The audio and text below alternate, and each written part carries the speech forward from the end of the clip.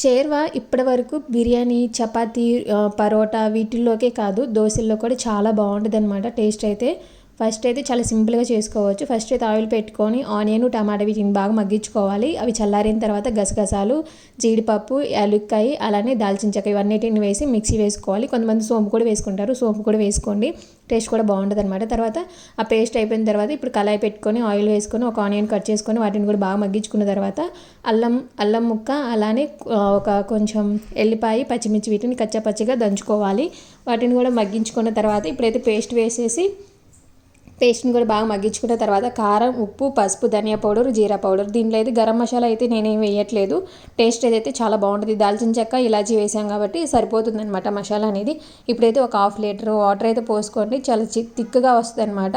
So అందుకోసం అనేసి ఎక్కువ వాటర్ అయితే పోసుకోండి. టేస్ట్ అయితే చాలా బాగుంటుంది. ఇప్పటి వరకు బిర్యానీలోకి, చపాతీల్లోకి, రోటీల్లోకి చేసుకున్నారు, అలానే ఇప్పుడైతే దోశల్లో కూడా చేసుకోవచ్చు. టేస్ట్ అయితే